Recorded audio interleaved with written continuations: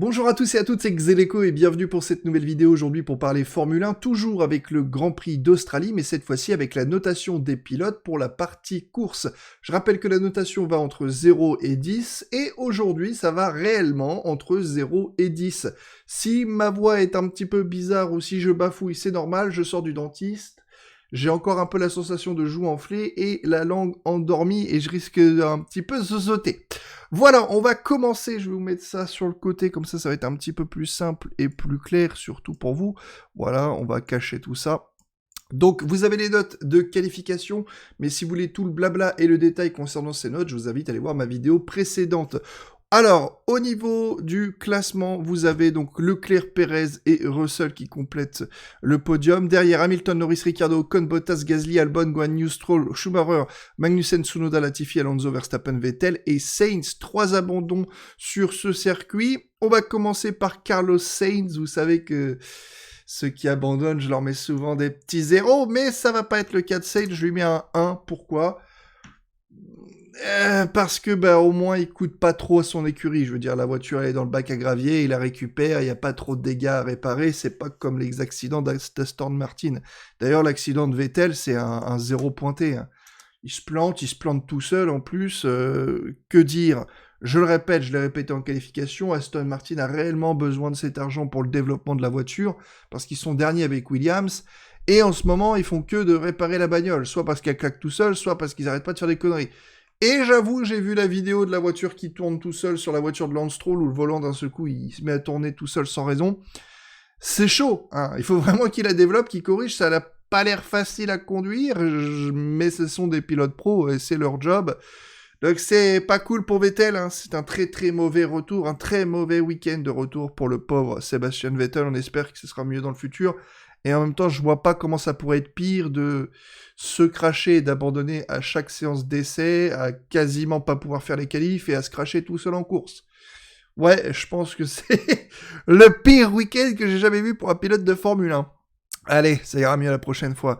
Max Verstappen, je lui ai mis un 8. Je rappelle, la notation, le 8, pour moi, c'est une bonne séance de qualification, c'est une bonne course réalisée. C'est généralement, ça consiste à mettre sa monoplace au niveau de là où elle est censée être. Dans le cas de Verstappen, par exemple, c'est 2, 3, 4, hein, puisque les Red Bull et Ferrari sont au sommet. C'est de réaliser une course sans accroc. En l'occurrence, ici, Leclerc était bien trop rapide. Verstappen, il a fait sa course, il n'a pas perdu de place au départ. Il a suivi Leclerc, la Red Bull n'avait pas le rythme de la Ferrari. Il a même tenté un petit truc au départ de la deuxième safety car, mais il n'y a pas grand-chose à faire, et sa course était bonne, il aurait fait deuxième jusqu'à ce que ça claque. Donc ouais, c'est une bonne course, et je lui ai mis un 8. Pour Sainz, je reviens dessus parce que je sais que dans les commentaires, même si on n'est pas encore beaucoup sur cette chaîne, certains vont peut-être me dire « Ouais, mais Sainz, il a plein de problèmes et tout, les qualifs, drapeau rouge, il a changé de volant, et donc quand il a changé de volant, c'était pas les bons réglages qui étaient dans le volant, du coup il avait l'anti-calage au départ, c'est pour ça qu'il a pris un mauvais départ et tout. » Il n'y a pas de problème en fait. Je vais peut-être expliquer un petit peu plus comment je note, mais en fait, je note par rapport à ce que la monoplace pourrait être avec un recul. Je note pas trop vite comme certains experts en mode « Oh, t'as vu, il a franchi la ligne d'arrivée, bam, je lui mets 2 sur 10. » Non, il y a peut-être des raisons pourquoi certains pilotes étaient moins performants que d'autres. Par exemple, il y a des raisons pour lesquelles Perez était moins performant que Verstappen sur ce week-end, des raisons pour lesquelles Ocon était moins performant qu'Alonso, Hamilton qui a fait des changements aussi sur sa voiture, je vous expliquerai un petit peu tout ça. Le mieux c'est d'analyser, d'avoir des retours d'interview, d'avoir des retours pilotes, d'avoir des retours aussi de l'écurie, parce que parfois la Formule 1, non c'est pas parfois, c'est même souvent, la Formule 1, je le répète, c'est pas 100% pied au plancher, il y a pas mal de choses qui se passent. Donc pour Sainz, si sa Ferrari était moins bonne, si elle était moins bien réglée, si il faisait des tests dessus, s'il avait un volant qui lui permettait pas d'exploiter 100% de sa monoplace, et que à la régulière, il aurait peut-être pu remonter à la limite devant Ocon, à la limite qui était pas très chaud sur ce week-end, mais les McLaren et les Mercedes avaient l'air d'être assez rapides. Donc, admettons, il serait classé devant Ocon parce que c'est tout ce que sa Ferrari pouvait lui permettre de réaliser. Eh ben, je lui aurais mis un 8 à Carlos Sainz, parce que il a fait sa course, il a amené sa voiture là où elle pouvait être, Et donc, c'est une bonne course. Il s'est pas accroché. Et à la limite, même s'il y avait eu quelques petites batailles spectaculaires, peut-être avec Ocon qui serait pas laissé faire, voilà, ça aurait pu être un 8,5, un 9. Il n'y a pas besoin d'être en premier ou deuxième. C'est juste faire ce que tu peux avec la voiture que tu as dans les mains au moment décisif des qualifs et au moment décisif de la course. Et là, malheureusement, il y a 2 erreurs de Sainz. Il se prépare à l'extérieur pour dépasser une Haas, mais finalement, un petit coup de survirage, première erreur, il va dans l'herbe. Et la deuxième erreur, c'est qu'une fois qu'il est dans l'herbe, il donne un coup de volant pour essayer de pas perdre trop de vitesse et de revenir sur la piste. Sauf qu'en donnant le coup de volant dans l'herbe, bah, la voiture part en toupie, elle part juste en tête à queue, il fait un gros survirage, et la fait de vouloir perdre le minimum de temps requis, il pouvait contrôler cette voiture, en fait. Quand il a été dans l'herbe, il aurait dû aller tout droit, il laisse rouler la voiture, hein, tout droit, tout droit, tout droit, tout droit, et une fois qu'il atteint la piste, là, il peut tourner, une fois qu'il est sur le goudron. C'est pas ce qu'il a voulu faire. Donc une fois qu'il a été sur l'herbe, au lieu d'aller tout droit, il a essayé de tourner sur l'herbe pour prendre le maximum de vitesse et repartir sur la ligne droite. Sauf qu'en tournant dans l'herbe, toupie, direction le bitume, direction le bac à gravier de l'autre côté, et c'était sa deuxième erreur. Par chance, je lui mets pas 0 parce que il a pas cassé la bagnole.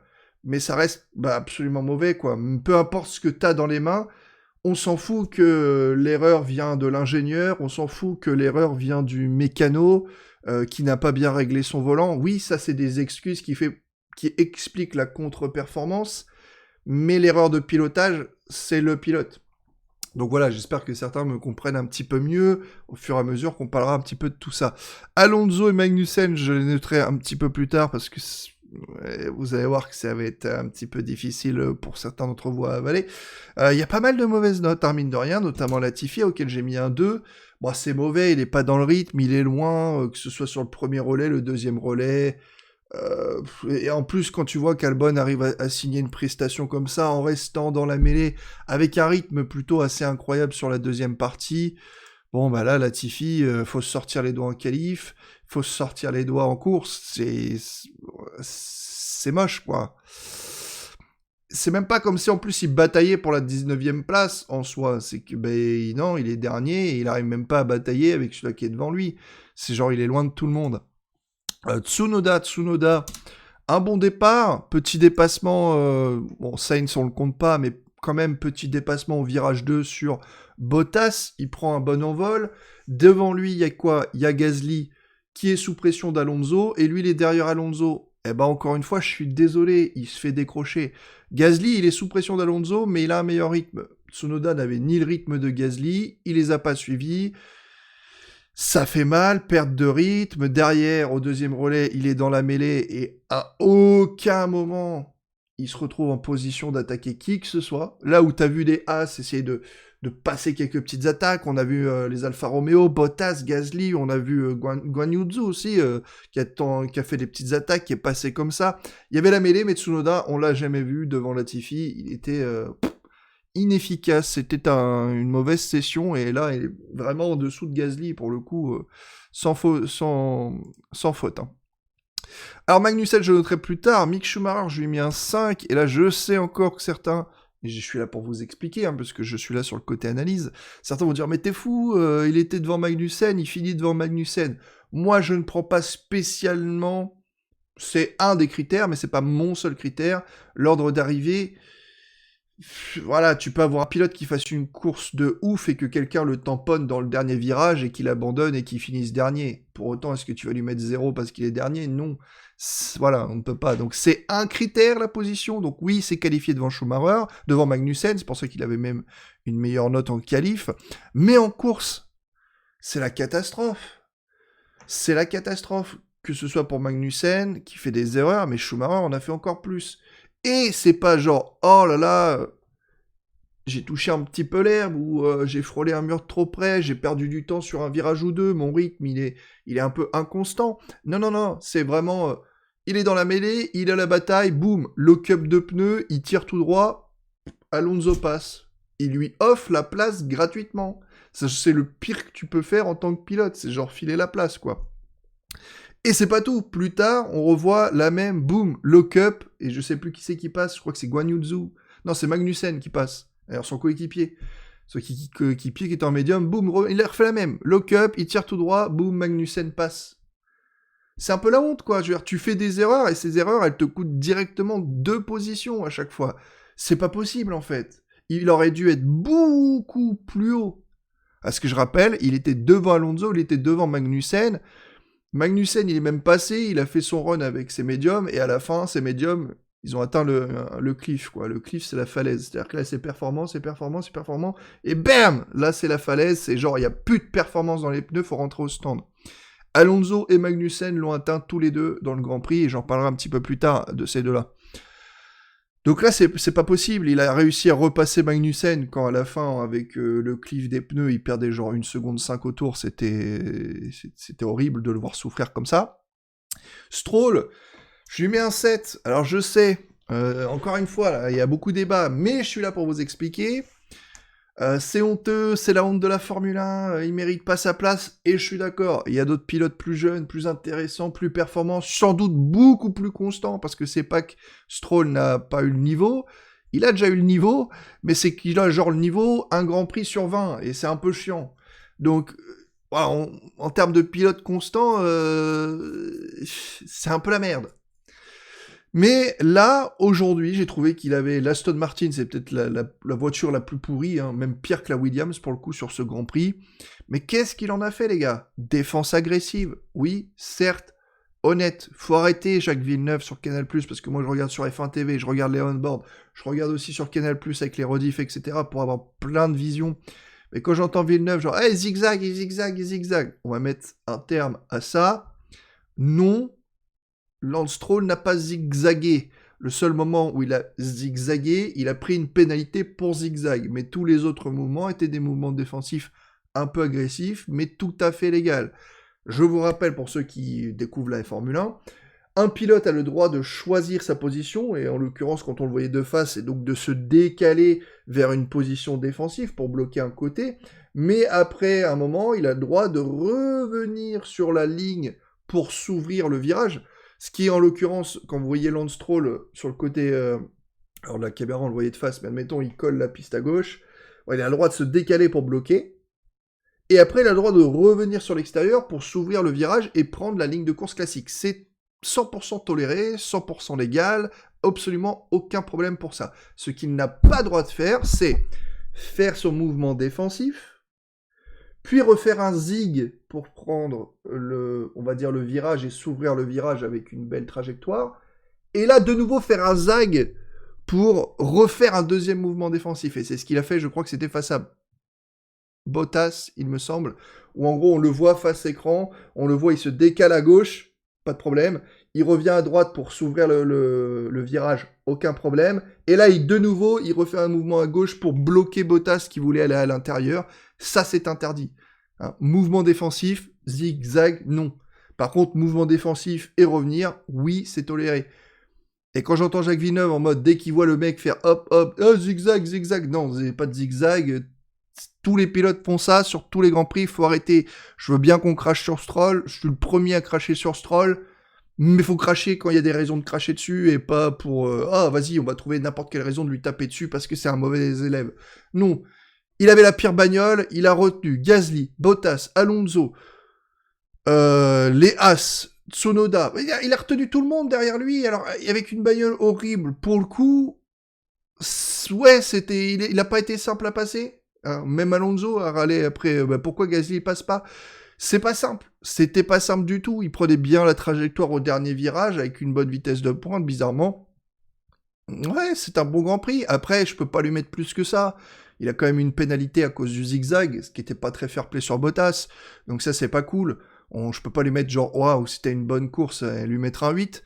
Mais les mecs, Stroll, il s'est quand même craché en qualif. Donc il est parti dernier ou avant-dernier avec les pénalités d'Albon, je sais plus. Donc soit 20e ou 19e. Et il classe la bagnole 12. Avec 3 abandons devant lui quand même. Mais même sans ça, ça aurait fait 15. Et il a gagné des places. Il a vendu sa peau et je pense qu'il a mérité au moins 7. On peut pas dire que sa course soit dégueulasse. Au contraire, là, c'était plutôt intéressant. Même le rythme, bizarrement, de l'Aston Martin, qui a fait tant bien que mal les choses. Guan Yu Zhou, à l'inverse, qui a une voiture beaucoup plus compétitive que Stroll, s'est retrouvé un petit peu derrière tout le monde. Et honnêtement, je lui mets 6,5, mais je rappelle que je lui mets toujours un demi-point parce que c'est encore le rookie, et ce sera le cas pour le prochain Grand Prix, et après, stop. Donc pour le coup, Guan Yu Zhou, un petit peu coincé, le rythme était un peu en dessous de Bottas, etc. Je voulais mettre donc un petit 6,5, ça monte à 7 pour la simple et bonne raison, c'est que ce que j'ai bien aimé sur Guan Yu Zhou, c'est ça... voilà, je trouve les mots. Il était affûté pour prendre les bonnes opportunités. Quand Alonso a manqué un tout petit peu de performance, boum, Guan Yu Zhou, il est passé. Quand quelqu'un fait une erreur, boum, à chaque fois, il est passé, il en a profité, et il a grimpé les échelons comme ça. On est toujours sur un niveau qui est largement inférieur à Bottas, on va pas se le cacher. Faut voir surtout les qualifs, parce que les qualifs le mettent déjà 7 dixièmes derrière Bottas, et 7 dixièmes cette année, ça peut être genre 8 places de différence, c'est n'importe quoi. Donc faut travailler ça sur les qualifs, mais pour la course, le rythme est en dessous, il faut faire attention, mais par contre dans les batailles, je trouve qu'il est plutôt propre, affûté, et qu'il arrive à tailler son petit bout de gras, donc c'est une course correcte, un petit 7. Alex Albon, bon moi je pense que là on va tous être d'accord, c'est un 10. Un 10 pourquoi ? Alors oui, il a fait 57 tours sur 58 sur les pneus durs. Bon, c'est pas non plus Esteban Ocon qui a fait tout un Grand Prix sur les mêmes pneus intermédiaires, sachant que les pneus intermédiaires sont pas vraiment des pneus de course, c'est juste pour évacuer la pluie. Là, on est sur des vrais pneus de course, des pneus durs, ça a super bien marché avec la Williams. Il fallait, et on retire rien quand même à ce qu'il a fait, il fallait faire ses 57 tours, il a été le seul à prendre cette stratégie osée avec l'équipe, et c'est parfait. La stratégie rentre en compte, mais c'est surtout le rythme en fait. Le rythme devant Ocon, sur le relais après la Virtual Safety Car, il était juste en dessous du rythme des McLaren, qui elles-mêmes étaient juste en dessous des rythmes des Mercedes. Alors certes, on en parlera tout à l'heure quand on parlera d'Ocon, Ocon n'a pas mis la pression puisque de toute façon il récupérait la place, donc il a attendu derrière. Mais pour le coup, pour Albon, il l'a dit en interview et tout, il dit « Moi, j'ai claqué 30 tours de qualif. » Et ça se voit, la Williams, on va être honnête, elle n'a pas le rythme pour jouer avec l'Alpine, les McLaren et les Mercedes. Mais le mec, s'il a pu faire ça, c'est pour plusieurs raisons. Notamment 3 raisons. Une safety car, une virtual safety car. Déjà de base, je trouve ça que safety car, tu économises tes pneus, tu tapes pas dedans, tu roules au ralenti, etc. Faut juste les remettre en température.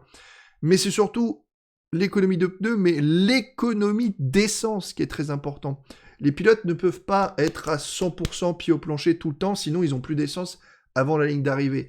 Alors, ils ont le droit d'emmener plus de 110 kg de fuel, s'ils veulent, mais le problème, c'est que c'est plus lourd. Donc, en gros, plus tu embarques de kilos, plus t'es lent. Alors oui, tu peux rouler plus vite, en tapant plus dans ton moteur, mais au final, quelle est la raison ? Je veux dire, t'emmènes plus d'essence, du coup tu peux rouler 2 dixièmes plus rapidement, mais comme t'es plus lourd, t'es 2 dixièmes plus lent. Donc il y a zéro raison, hormis taper dans ton moteur pour rien, dire « Ouais, je peux utiliser mon moteur à fond ». Non, aucune écurie veut ça. Si elles peuvent utiliser le moteur le moins possible, elles vont le faire. Donc le 10, c'est surtout ça, c'est le rythme affiché, les tours de qualif, ne pas commettre d'erreurs, parce que bon, même si Ocon derrière n'a pas trop poussé, il y a quand même une pression, tu vois, de dire, oh, qu'est-ce qui va se passer, tu vois. Il a toujours eu les McLaren en ligne de mire pour les derniers tours, c'était très beau, et en plus de ça, voilà, on peut lui donner le 10, parce que c'est les premiers points pour Williams, c'est beau, c'est propre, c'est une très belle course, voilà, c'est tout. Bien joué Alex Albon. Gasly. Alors, j'étais parti sur un 8. Vous savez, la course moyenne, mettre sa voiture à la position adéquate. Mais je suis obligé de lui mettre un 7,5. Et 7,5, pourquoi pas 8 ? Pour la simple et bonne raison, c'est que dans les derniers tours, il fait une erreur. Il loupe son freinage sur le dernier enchaînement gauche-droite avant la ligne d'arrivée. Il loupe son freinage, il va légèrement sur l'extérieur dans l'herbe. Et en se foirant, en fait, il fait passer Bottas, tu vois. Et donc, sans cette erreur, Gasly est censé finir devant Bottas, il est censé prendre plus de points. Et là, je lui aurais mis facilement un 8,5, 9 même, parce qu'il a surpassé une monoplace qui était plus rapide que lui, on va dire. Mais voilà, donc Gasly termine 9ème. et Bottas passe et prend des points gratuits sans combattre, on va dire.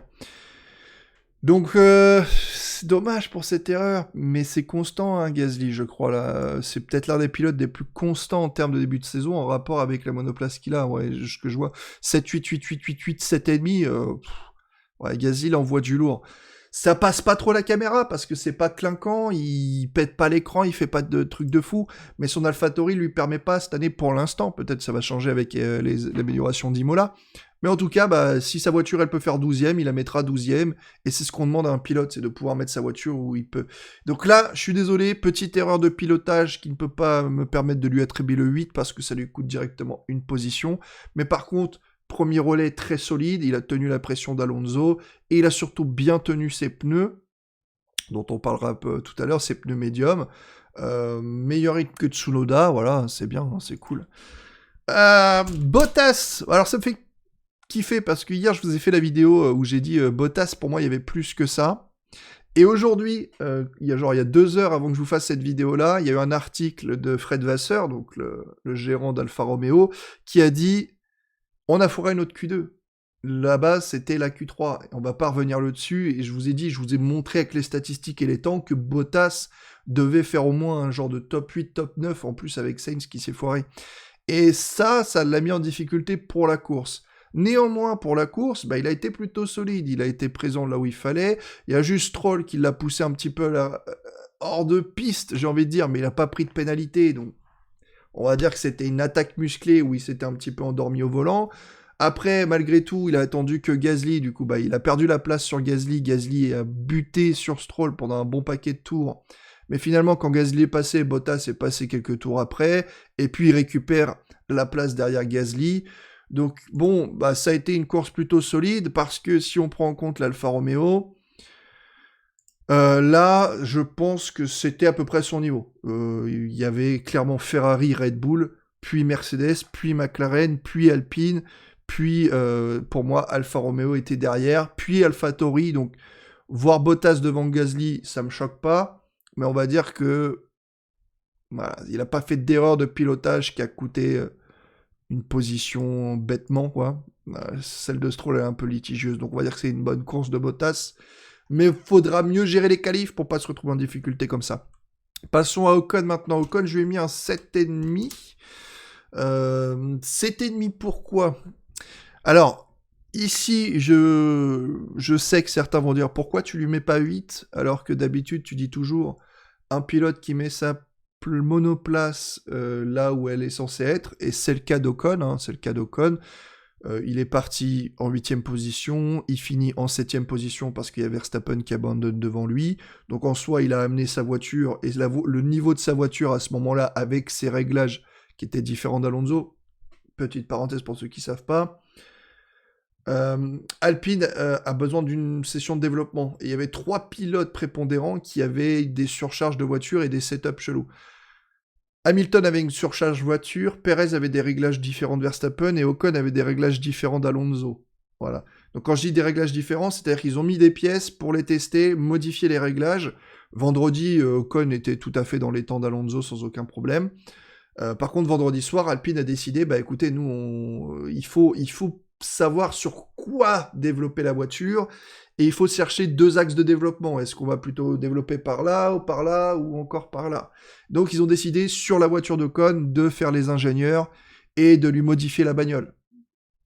C'est récurrent, ce qu'ils avaient fait en Russie, d'ailleurs, l'année dernière, sur la voiture d'Ocon et tout. Enfin, ça arrive souvent que les pilotes, justement, soient mis en mode test. Et c'est pour ça que je vous fais ces vidéos, pour vous dire, justement, quel pilote n'a pas démérité, malgré qu'on lui a modifié sa bagnole.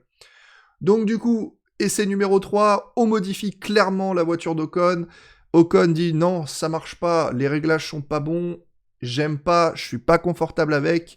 Et Alpine dit, ok, c'est pas grave, tu les gardes quand même parce qu'il nous faut encore plus de données. Il faut des données en qualification et il faut des données en course. Donc Ocon a gardé des réglages qui n'étaient pas du tout performants, mais qui vont peut-être aider justement Alpine. Et je crois d'ailleurs qu'il y a une interview qui est sortie après tout à l'heure, il y a une demi-heure, je crois, où justement Ocon parle de ça un petit peu plus en détail. J'ai pas eu le temps de la lire, j'ai vu que le titre seulement qui parlait du setup, faudrait que j'aille la lire. Mais globalement, c'est un week-end où bah, tu peux pas être performant parce que la performance, elle était du côté d'Alonso. Alonso, il avait les réglages, le setup pour la performance d'Alpine. Il avait le moteur neuf, le secteur 2, c'est une ligne droite courbée. Il pète les scores. Voilà, il avait le truc pour aller chercher la P5, la P4 en qualif, vu que Sainz était un peu dans les choux. Mais sinon, c'était la P5. Donc, honnêtement, avec ce qu'il avait sur une voiture qui n'était pas bien réglée comme il le souhaitait et avec des trucs de test, bah il a fait ce qu'on demande à un pilote, c'est-à-dire pas perdre de position, pas sombrer en course et ramener des points, si tu peux en ramener. En l'occurrence, il part 8ème, il arrive 8ème, bonus, Verstappen abandonne, donc il est 7ème. Voilà, pour moi, c'est un 8 sur 10 parce qu'il a fait sa course, il n'y a pas d'éclat de brillance, mais c'est ce qu'on demande à un pilote. Mais là, si je mets 7,5, c'est parce que le relais quand même, je pense que sur l'Alpine, et on l'a vu avec Alonso, la gestion pneumatique, l'équilibre de la voiture était pas terrible. Bon, elle avait l'air d'être mieux sur celle d'Alonso, mais sur celle d'Ocon, ça avait l'air d'être hallucinant. Équilibre dégueulasse où Ocon au 15e tour, il avait atteint limite le cliff du pneu. Hein. Il commençait à perdre énormément de performance au point où en 2 tours, Gasly il était derrière lui. Donc ça a été un des seuls mecs du top 10 à s'arrêter aussitôt au 17e tour. Donc sachant qu'Ocon est quand même, allez, facile top 5 en termes de gestion pneumatique sur la grille, easy avec genre Perez, Hamilton, Leclerc aussi qui gère bien ses pneumatiques. Bah là, voilà, c'est fou. J'espère du coup que Alpine ne va pas du tout prendre cette voie de développement parce que c'est pas du tout performant, mais il fallait faire ses tests. Et c'est exactement la même chose pour Perez, justement, aujourd'hui, qui a fait ces tests-là avec des réglages complètement différents de Verstappen. Donc voilà, je peux pas lui mettre 8 parce que le premier relais, c'était dur. Quoi, c'était dur. Pas mieux. Ça sera mieux la prochaine fois, tant pis, on peut pas être bon à toutes les courses non plus. Ricciardo, 8,5, Norris, 8. Je m'explique. Pourquoi Ricciardo supérieur à Norris? Bon. Pour ceux qui ne savent pas, Norris a eu un problème dans les derniers tours. Donc, on a demandé à Ricciardo de lever le pied pour pas mettre de pression sur Norris, pour pas qu'il commette d'erreur. Donc, Ricciardo, il est carrément parti. Et au dernier tour, Ricciardo avait plus de 3 secondes d'écart sur Norris et il a fondu sur lui à fond les ballons. Et ils ont fini côte à côte pour le fun, sachant qu'on lui a reproché de dire attention parce que voilà, si son moteur à Norris pète, oui parce que Norris a des problèmes moteurs, eh ben te crache pas dedans quoi. Donc au final, la seule différence pour moi, c'est que Daniel Ricciardo à son départ ne perd pas de position. Du coup, il a suivi Norris absolument toute la course. Je dirais même que Norris, bah finalement, lui, il perd 2 positions au départ, mais je peux pas genre mettre 7,5 et 8 à Ricciardo, c'est plutôt 8 et 8,5 parce que malgré tout qu'il perd 2 positions au profit des Mercedes, Hamilton lui fait l'extérieur au premier virage, Russell lui fait l'intérieur au premier virage, donc il perd 2 positions, ce qui est pas très bon du tout. Derrière, le rythme était bien. Au niveau des stands, il est ressorti tranquille tout seul, donc il n'était pas inquiété, il a fait sa course. Pour Ricciardo, bah, il avait largement le rythme de Norris en course, ils étaient toujours l'un derrière l'autre, ça se voyait à la cam. Par contre, l'arrêt au stand de Ricciardo l'a mis en mauvaise position. Il est sorti tout juste devant Alex Albon et Lance Stroll. Et ça s'est joué à pas grand-chose. Je veux dire, vous pouvez voir les on-board, Alex Albon a essayé de l'attaquer, et en attaquant Ricciardo, eh ben, il s'est foiré, et Stroll a pris sa position. Et encore une fois, voilà, Stroll opportuniste, donc il a pris la position d'Albon. Et après, il a fait le bouchon comme vous le connaissez. Donc c'est un petit peu plus de bataille, un petit peu plus de défense de la part de Ricciardo, le même rythme que Norris.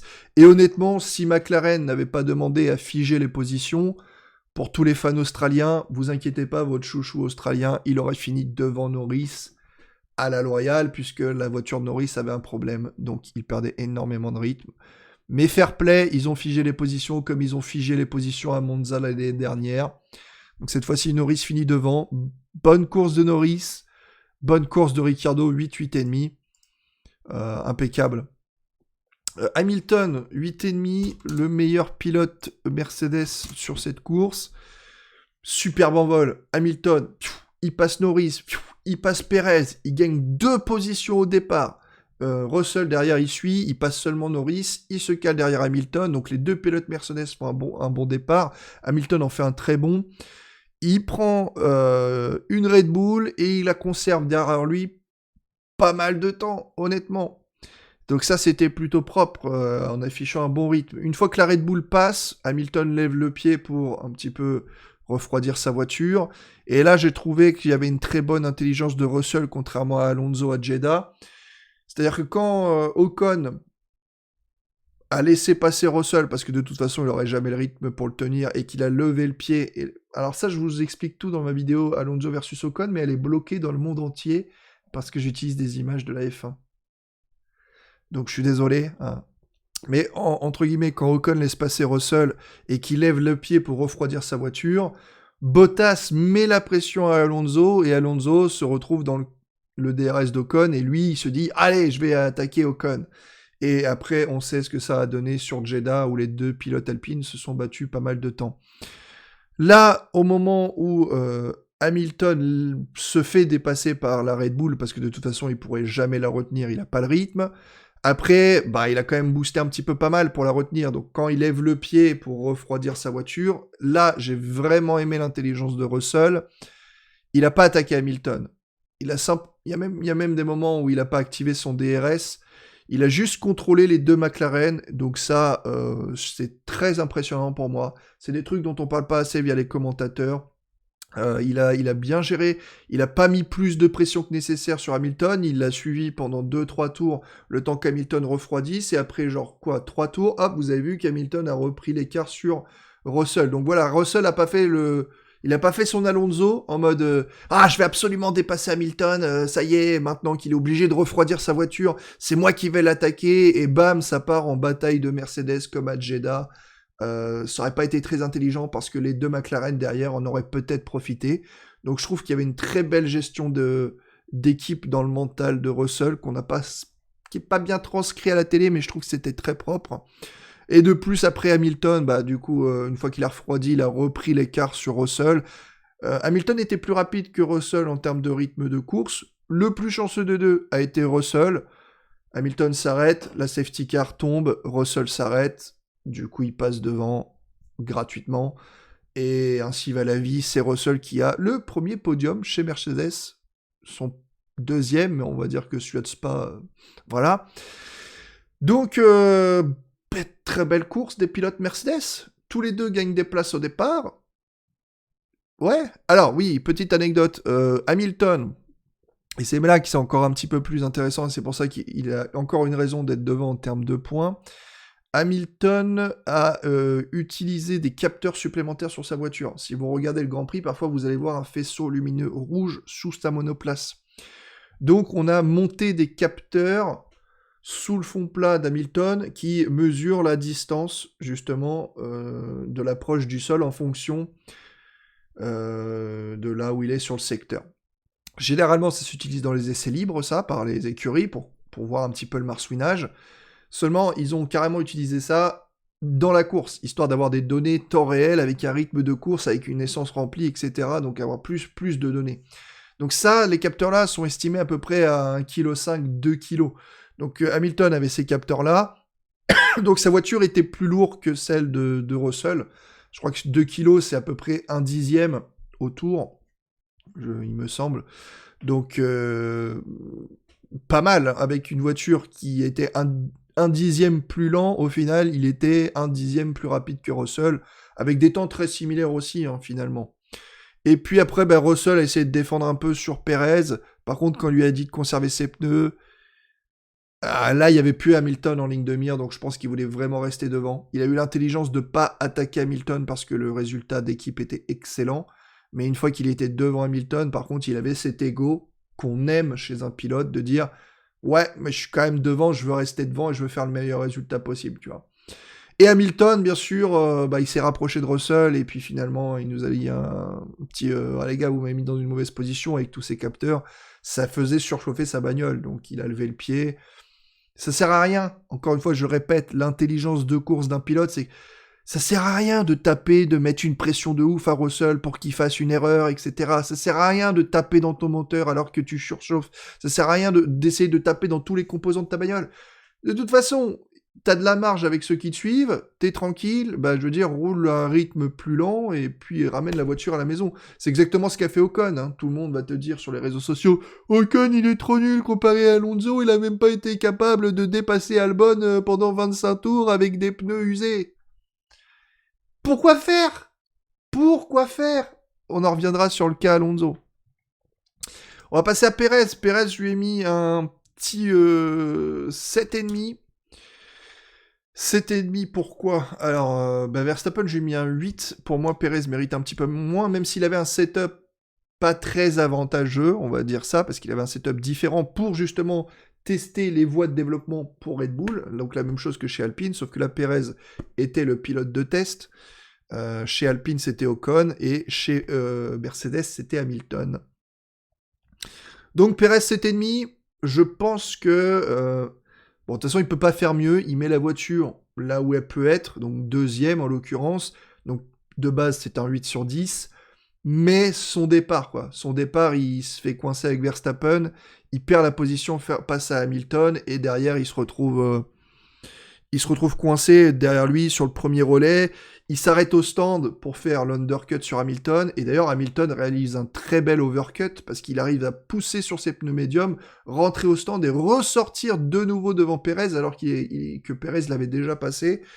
Donc Perez a dû dépasser Hamilton une première fois, ce qui lui a fait perdre pas mal de temps et de dégradation de pneus au début.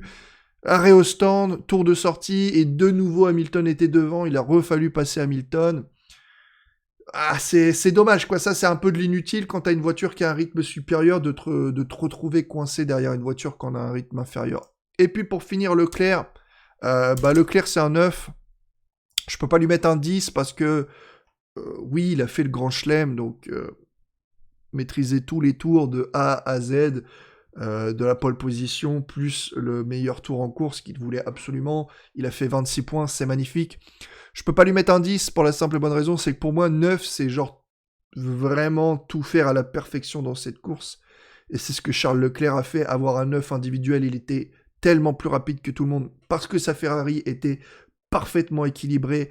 La maîtrise des pneus, elle était incroyable aussi. Aucun problème de graining sur la Ferrari. C'était impeccable. Mais je peux pas parce que pour moi, le 10, c'est mythique, tu vois. C'est défendre ton bout de gras. C'est batailler pour aller chercher ton petit point supplémentaire, tu vois, c'est vraiment dire, il aurait été à la bataille avec Verstappen, voilà, Verstappen serait passé devant, il l'aurait repassé à nouveau, il y aurait une bataille au stand et tout, tu vois, là tu dis, ok, le mec a gagné la course, à l'acharnement, bam, il mérite son 10, tu vois, là, il a survolé le truc, pour moi c'est 9, c'est très très très très très très bon. Passons sur Magnussen et Alonso. Alors Magnussen, je lui ai mis un 6. Une erreur personnelle qui lui fait visiter les graviers au même endroit que Sainz. Attention, sauf que lui a eu l'intelligence dans l'herbe de garder les roues droites jusqu'à atteindre le goudron, et une fois sur le goudron, de tourner pour reprendre la piste, certes en frôlant les graviers, mais il s'est pas retrouvé coincé dans les graviers. Mais c'est surtout que j'ai trouvé solide avec la même stratégie que Alonso, à qui je décerne un 4. Et je sais que là, je suis supporter Alpine et ça me fait mal de mettre ce 4. Et je pense que vous êtes là en mode, on veut des explications. Ok. Donc les explications. Oui, la séance de qualif était très bonne. Malheureusement, il peut pas claquer son P5 ou P4 avec Sainz dans les choux. Mais bon, il part 10e. Il part 10e avec une stratégie identique à Magnussen, identique à Albon, identique à Lance Stroll, identique... voilà, c'est tout. Albon, Stroll, Magnussen, Alonso. Regardez où finit Albon, regardez où finit Stroll, regardez où finit Magnussen, et regardez où finit Alonso. Avec une voiture bien plus rapide que les trois cités. Encore plus, lui, dans son setup performance alpine, avec son moteur neuf, etc., il finit dernier de la course. Alors certains vont te dire, ouais, mais la stratégie, elle n'était pas adéquate. Oui, je suis d'accord, mais la stratégie, je la prends pas spécialement en compte. À vrai dire, le seul qui a été sur la même stratégie, c'est Magnussen. Et on va vous refaire un petit topo dans vos cerveaux. Après la Virtual Safety Car, tour 41, donc Magnussen et Alonso s'arrêtent au tour 39. Alonso met des pneus médiums neufs. Magnussen met des pneus médiums usés. Alors peut-être usés de 1 ou 2 tours, certes, mais usés quand même.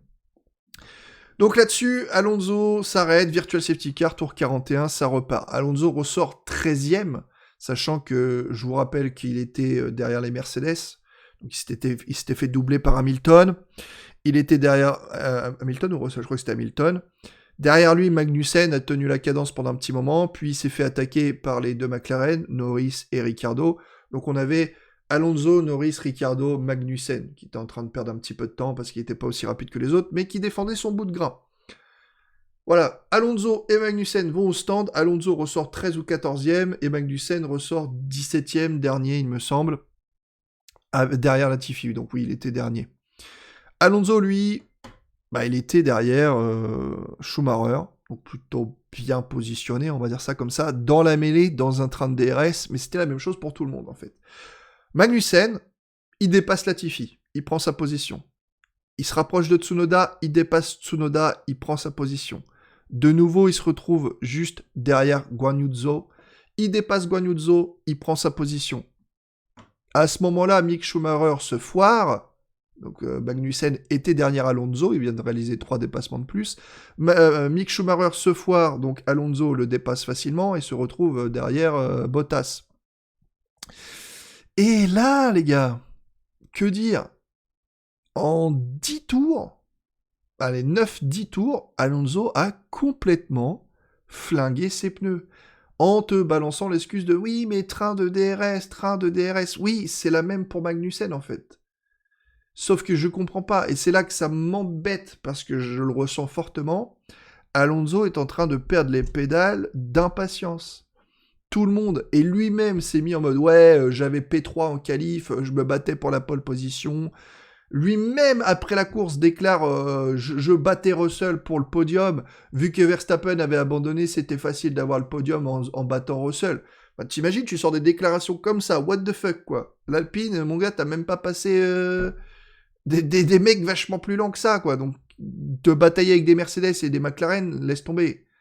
Au mieux, t'aurais fini devant Ocon, c'est même sûr. Mais voilà, peut-être il aurait pu tenir les McLaren s'il était parti devant, mais c'était le meilleur du meilleur qu'il aurait pu faire. Toujours est-il que le mec il s'effondre, quoi. Alors que, j'ai envie de te dire, j'aurais pas été méchant si au final sa performance, voilà, il finit 15e parce que la stratégie elle était loupée. C'est juste qu'il y avait d'autres alternatives en termes de bons résultats. La première, c'est d'aller jusqu'au bout comme Albon, c'est sûr. Mais la deuxième, c'est d'être un chouïa intelligent et de voir que quand tu peux pas dépasser Stroll, Gasly et Bottas, tu colles pas au cul de Bottas pour cramer tes pneus, en fait. Derrière, il y a personne. Je veux dire, tu as les médiums, t'es plus rapide, tu peux te jauger ton rythme à volonté, tu te mets à l'air libre à genre 2 secondes 5 de Bottas, et tu conserves tes pneus. Oui, parce que regardez, la réalité, elle est là. C'est que s'il avait suivi Stroll, Gasly, Bottas, ils sont où, eux? Bottas, il est derrière Ocon. Gasly, il est derrière Bottas. Ça aurait pu être l'inverse si Gasly n'avait pas fait d'erreur. Mais dans tous les cas, si, même sans les dépasser, juste les suivre, puis dépasser Stroll qui était en train de en perdition avec ses pneus, il était dans les points. Il était dans les points. Oui, il était 10e à la place d'Albon, parce que Albon, il est ressorti juste devant Guan Yu Zhou, en fait, et en pneus soft. Et grâce à ça, il a réussi à garder avec ses pneus soft la 10e place. Mais en fait, là, c'est la place d'Alonso. Donc il pouvait peut-être même faire mieux en grappillant Bottas ou Gasly à terme, mais je pense pas. Mais dans tous les cas, Alonso devait être dans les points avec un minimum d'intelligence. Seulement, en ce moment, j'ai l'impression qu'il se voit genre trop beau en mode « j'ai la voiture, la performance, pied au plancher, il est tout le temps à fond », mais j'ai envie de ressortir le dicton de Formule 1. Parfois, en allant plus lentement, tu vas plus vite. Et c'est exactement ce que j'ai envie de dire à Alonso. C'est exactement ce qu'on a dit à Verstappen il y a 2 ans. Parfois, en allant plus lentement, tu vas plus vite. Qu'est-ce que ça veut dire réellement? Ça veut dire que, admettons, tu vas 2 dixièmes au tour plus lentement. Au bout de 10 tours, t'es donc 2 secondes plus lent. En termes de temps global, t'es 2 secondes derrière. Au bout de 50 tours, t'es donc 10 secondes à la ramasse par rapport à ce que t'aurais fait si t'avais été, voilà, tu serais 10 secondes devant. Sauf que si t'as cramé tes pneus en étant 2 dixièmes plus rapide tout le temps, 2 dixièmes plus rapide, tu crames tes pneus et au final, t'es obligé de repasser au stand et le stand te coûte 25 à 30 secondes. Donc oui, certes, tous les tours, t'étais 2 dixièmes plus rapide et t'as été 2 dixièmes plus rapide que ton coéquipier pendant 50 tours. Sauf que ton coéquipier, qui lui était 2 dixièmes plus lent, il a conservé ses pneus, il a conservé son essence, et il a fait qu'un seul arrêt au stand. C'est ça. C'est-à-dire que sur le temps global, t'as peut-être été 2 dixièmes plus rapide sur 50 tours, donc 10 secondes plus rapide que ton équipier en termes de rythme. Et là, c'est magique. On dit, waouh, le mec est vraiment trop rapide et tout. Sauf qu'en fait, tu dois faire un arrêt au stand supplémentaire parce que t'as pas du tout géré tes pneus. Et dire, mes pneus, ils ont cramé parce que je suis dans un train de DRS, je suis désolé, non. Combien 14 tours. On sait déjà que Alonso est moins bon en gestion pneumatique qu'Ocon, même si pourtant il a une bonne gestion pneumatique. Mais là, non. 14 tours, quoi. Et encore, et au bout de 10 tours, il avait atteint les cliffs. Il était en train de perdre tellement de temps que Guan Yu Zhou l'a dépassé comme ça, que tous ceux qui étaient derrière l'ont dépassé comme ça, et qu'il a rentré au stand. Donc oui, t'étais plus rapide sur tous les tours en termes de rythme, mais au final, t'as tellement mal géré la gestion pneumatique que tu perds 25 secondes dans les stands. Donc au final, en termes de temps au total sur ton Grand Prix, t'as été plus lent. Et parfois, aller plus lentement te fait aller plus vite. Et c'est un peu le cas d'Ocon. Ocon, aujourd'hui, il était plus lent, hein, clairement. Le setup était pas bon, etc. Il était plus lent, mais au final, il a géré ses pneus malgré que l'Alpine, elle galérait, malgré que les pneus surchauffaient, malgré que la bagnole surchauffait. Mais il a ramené les points. Et là, Alonso, s'il avait été intelligent en mode, bon, bah tant pis, je suis bloqué dans un train de DRS, ça me sert à rien, j'ai essayé pendant 2-3 tours, je ne peux pas passer. Tant pis, je conserve mes pneus. Magnussen l'a fait. Magnussen a chaussé des pneus médium usés. Il a suivi, il a doublé Latifi, Tsunoda, Guan Yu Zhou. Il s'est pointé devant Schumacher. Il est passé à la chance parce que Schumacher s'est encore planté, donc il a repris la position.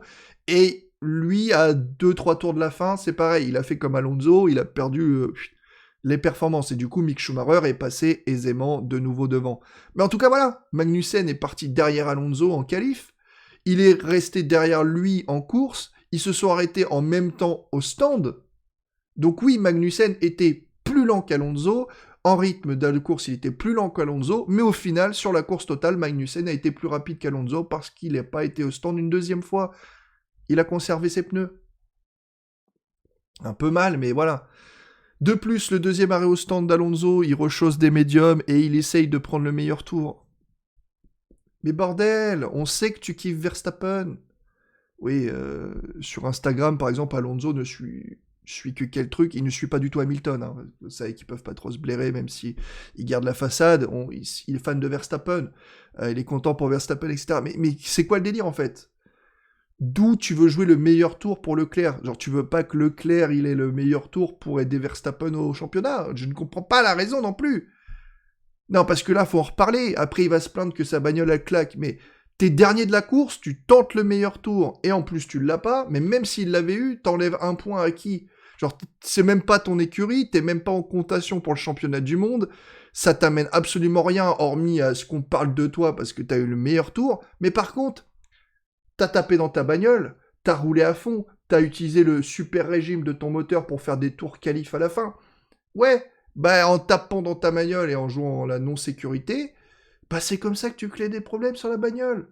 Et là, encore une fois, j'ai envie de vous montrer la télémétrie que je vous avais montré dans ma vidéo. Je vous mettrai peut-être le lien dans la description de cette vidéo si vous voulez voir. Mais vous voyez la télémétrie Ocon Alonso à Jeddah entre le tour 5 et 13. Alonso, il tape tout le temps le 12 500 tours minutes. Ocon ne dépasse pas les 12 000 tours minutes. Et quand ils font tourner dans les virages lents, Ocon descend régulièrement à 5 500, 6 000 tours minutes avec son moteur. Alonso, il descend jamais en dessous de 7 000 tours minutes. Vous imaginez la différence entre 5 500 tours minutes et 7 000? Forcément que rien que ça sur une bataille, et pourtant il faisait des temps similaires, mais Ocon laissait plus libre son moteur tourner. Ben voilà, il y en a un qui tape 1500 tours minutes tout le temps, constamment, au minimum. 5500 contre 7000 tours minutes, après tu vas pas dire, ouais, mon moteur, il a une durée de vie plus courte ou plus réduite. Ouais, Alonso est tellement agressif en ce moment qu'il utilise beaucoup trop sa voiture. Et ça m'énerve. Je peux pas lui mettre autre chose que 4. Magnussen a fait mieux dans le deuxième relais, il a même doublé plus de bagnoles. Je ne peux pas. Et ça me saoule, parce que putain, Alonso, il a un talent de malade, il fait n'importe quoi. Là, sa course, je suis désolé, hein, et en plus déclarer après que t'aurais battu Russell. Allez, un minimum, mec, quand tu fais une prestation comme ça en course, certes, ta stratégie, elle n'était pas folichonne de base, mais il y avait un risque à prendre. Mais c'est surtout que même la prestation en lui-même de pilotage, elle est pas ouf pour un mec qui te dit avoir la 3e voiture la plus rapide. Donc non, en fait, depuis tout le temps qu'on regarde tous la Formule 1, à chaque fois qu'on a vu une top voiture être au fond du peloton, on l'a toujours vu remonter. Et lui, on ne l'a pas revu, quoi. Et Karma, j'ai envie de te dire, Julian Palmer s'en souviendra, il y avait une réunion. Et là, vous allez voir, c'est intéressant. Il y a une réunion pour la 4e zone de DRS, parce que si vous ne saviez pas, dans les essais libres, il y avait 4 zones de DRS, et à la course, il n'y en avait plus que 3. Il y avait une zone de DRS juste avant l'enchaînement de virages gauche-droite, où Sainz et Magnussen sont sortis. Et Alonso a milité pour faire retirer cette zone de DRS, en disant oui, c'est trop dangereux, etc. Les autres pilotes, ils ont dit ouais, on s'en fout, oui, c'est peut-être plus dangereux parce que ça va donner des vitesses plus élevées avec le DRS, etc. Mais en gros, on s'en foutait, c'était 50-50. Sauf qu'Alonso a insisté, il a milité pour faire retirer cette zone. Il y a même eu des articles là-dessus comme ça, et il y a vraiment que Alonso qui a fait ça. Et vous savez pourquoi ? Parce qu'en fait, une zone de DRS, quand vous ouvrez votre aileron arrière, et ben en fait, ça règle certains problèmes d'aérodynamisme. C'est-à-dire que certaines voitures comme la Ferrari ou comme la Mercedes par exemple, avec le DRS ouvert, ont moins de marsouinage, de rebond, qu'avec le DRS fermé. Donc en fait, Alonso a milité pour vraiment faire fermer cette zone de DRS, prétextant que c'est dangereux. S'il te plaît, Alonso qui parle de dangerosité, alors que le mec prend des risques de fou à chaque fois. Ah, donc, lui, il prend ces risques-là, il te dit c'est dangereux, il milite pour le faire fermer, tout simplement parce qu'en fait, lui, il gagne en performance. L'Alpine gère très bien son marsouinage, donc en fermant une zone de DRS, c'est une zone sur laquelle le Mercedes sera forcément plus lent. C'est une zone sur laquelle la Ferrari sera forcément plus lente. Et du coup, ça améliore indirectement les performances de l'Alpine qui, elle, gère bien son marsouinage. Et du coup, elle gagne pas plus de temps, mais c'est les autres qui vont en perdre un tout petit peu. Donc en faisant ça, il amplifiait les performances de son Alpine. Seulement, le gérant Stefano Domenicali de la FIA a tout simplement déclaré on aurait complètement dû garder la 4e zone de DRS, et l'année prochaine, il y aura sûrement la 4e zone de DRS. Le karma, c'est que Fernando Alonso s'est retrouvé bloqué dans un train de DRS, alors que cette première zone était pour rattraper, en gros, les voitures avant l'enchaînement de chicane. Et une fois que tu avais la première zone de DRS, tu passais la chicane, ça te permettait d'activer la 2e zone de DRS et jouer quelque chose au freinage, histoire d'être très très proche. Et là, bah, du coup, karma pour Alonso parce qu'il s'est plaint de ne pas pouvoir dépasser. Double karma, Ocon a dit, bah, si on avait gardé la 4e zone de DRS, il y aurait eu plus de dépassement aussi. Ricciardo a dit la même chose, et tous les autres pilotes interrogés ont dit que s'ils avaient gardé la 4e zone de DRS, il y aurait eu plus de dépassement. C'est le cas d'Albon, c'est le cas de Norris. Norris s'est rapproché parfois des Mercedes, justement avant le virage 9-10, et il a dit, si j'avais eu le DRS là, je pense que j'aurais pu passer à ce moment-là. Mais ils n'ont pas pu parce qu'il n'y avait pas le DRS là. Donc en fait, le karma, c'est qu'Alonso a milité sur un truc pour avoir plus de performance en qualif via son Alpine, ce qui est très intelligent en soi. Hein. Mais il s'est fait karmater parce que, bah, du coup, en course, il n'a pas pu dépasser parce qu'il n'était pas... il n'est pas parti P5. Ah, ça m'attriste pour Alpine de voir ça, quoi. Et là, j'espère vraiment qu'Alonso va se remettre en question pour se dire, ok, parfois c'est peut-être bien de la jouer fine, c'est peut-être pas très intelligent d'attaquer mon coéquipier alors qu'il peut avoir le même rythme que moi. C'est peut-être pas très intelligent de prendre un maximum de risques tout le temps, même si ça le fait briller. T'as l'impression que Alonso, waouh, tellement rapide, waouh, il fait des trucs de fou, Ouais, mais il fait des trucs de fou qui servent à rien en fait. Tu vois, c'est un peu dans le football, tu vois, c'est Messi. C'est Messi, c'est magique, tu vois, t'es là, c'est Encara Messi, il est en train de dribbler tout le terrain, Alonso, what the fuck, il est trop fort, c'est ouf ce qu'il est en train de faire, Encara Messi, il se pointe devant les buts, il tire à côté. Ah, c'est typiquement ça, en fait, là, c'est horrible. Et quand on voit la stratégie, je suis désolé, même avec sa stratégie pourrie et même avec le truc de Magnussen, il est censé finir dans les points, putain. Ça m'énerve, ça. Il se plaint de pas avoir de points et de pas avoir de malchance, mais même sur cette course au Grand Prix d'Australie, même sa stratégie, s'il économise ses pneus jaunes jusqu'au bout, il est derrière Gasly et Bottas, donc dans les points devant Albon.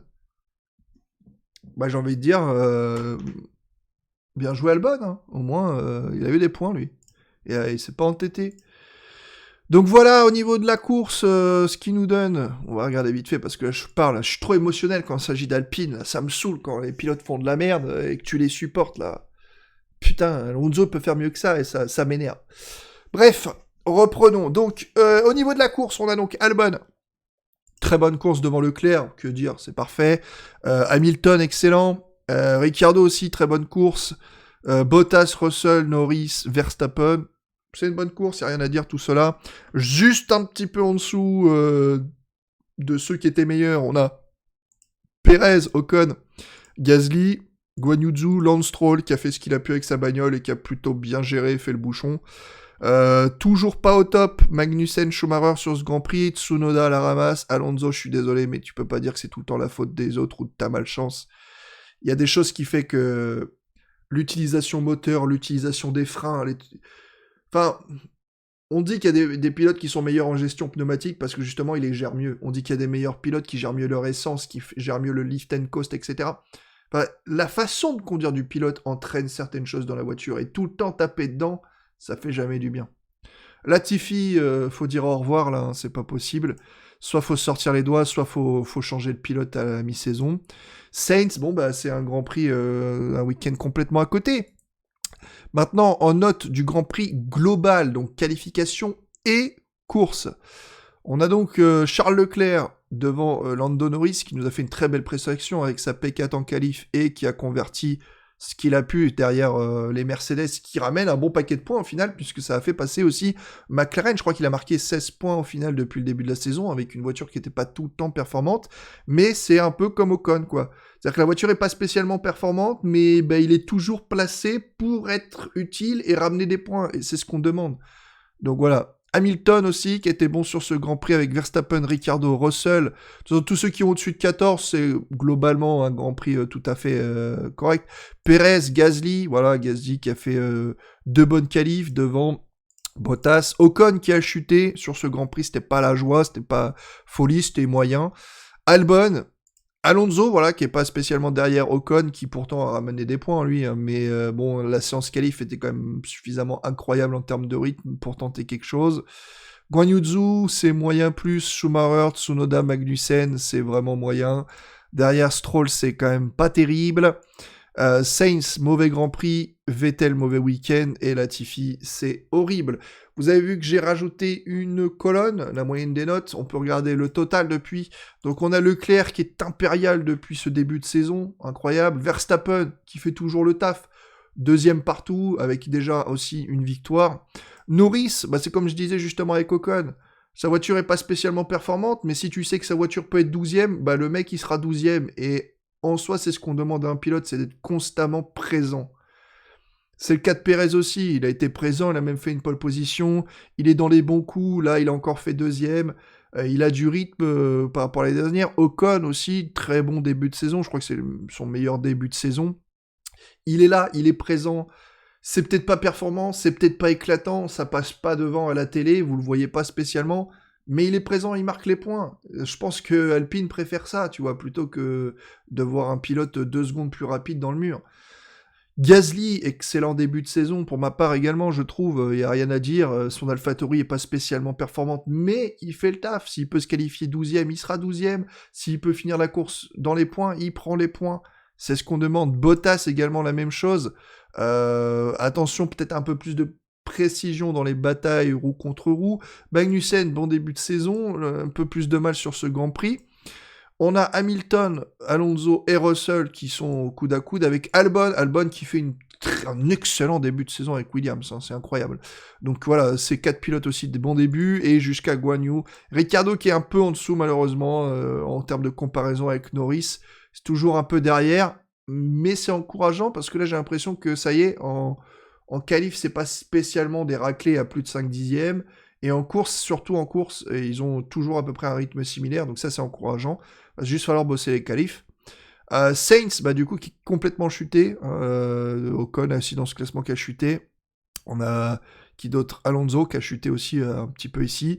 Saints va aller complètement passer à côté. Bon, ça pique, mais sur l'année, ça va se niveler, hein, vous inquiétez pas.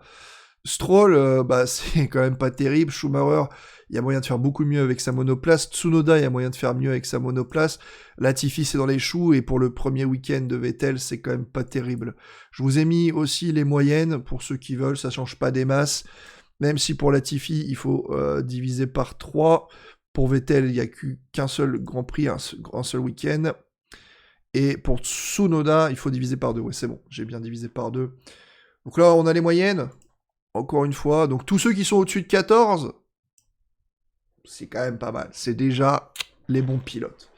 Et à peu près, ça correspond à peu près. Ricciardo, il devrait remonter s'il fait pas trop de conneries. Sainz, un mauvais Grand Prix, très mauvais, mais c'est pareil, ça va remonter. Mais on sait tous, de toute façon, qu'en Formule 1, on a à peu près 14 bons pilotes. Et on a 6 qui traînent un peu la patte, hein, on est d'accord. En l'occurrence, 1, 2, 3, 4, 5... Bon, alors on va donner un petit peu de temps à Guan Yu encore, mais ça paraît pas exceptionnel, mais voilà. Mais les 14 autres, c'est performant. Donc ça paraît plutôt pas mal. Leclerc, Verstappen, Norris. Voilà, bon, en même temps, ça se rapproche finalement, quand on y pense, pas mal du classement pilote. Mercedes, pour moi, bah, il y a une... Bahreïn n'était pas terrible pour Russell, c'était le premier Grand Prix. Jeddah n'a pas été terrible pour Hamilton. Mais sinon, par contre, en termes d'équipe, il maximise énormément les points. Ça fait extrêmement plaisir. Pour l'instant, c'est super serré, hein. On est que sur 3 Grands Prix, bien sûr, ça va s'écarter avec le temps. Et c'est là qu'on va voir justement les pilotes constants par rapport aux pilotes qui seront un coup d'éclat. Vaut mieux avoir 8 tout le temps plutôt que d'avoir 5, 10, 5, 10, 5, 10, 5, 10, parce qu'au final, ça te fait que 7,5 de moyenne. Et ouais, alors que si t'as tout le temps 8, que tu fais des bonnes courses, mais que tu brilles jamais, mais qu'en final, bah, tu fais le taf, bah, tu seras toujours meilleur à la fin. Allez, voilà, pour cette vidéo qui a fait 1 heure. J'ai beaucoup débattu, hein, je suis désolé, hein, mon supporter d'Alpine en moi a frappé. Je pense que big up à tous ceux qui ont été jusqu'au bout de cette vidéo entière. N'hésitez pas à me le dire dans les commentaires. J'avoue, il me faudrait un monteur quand même. Aïe aïe, je parle trop. Bon, il faut que Alpine arrête d'être dans les dramas, qu'il fasse des week-ends sans parler et tout, je serai tranquille.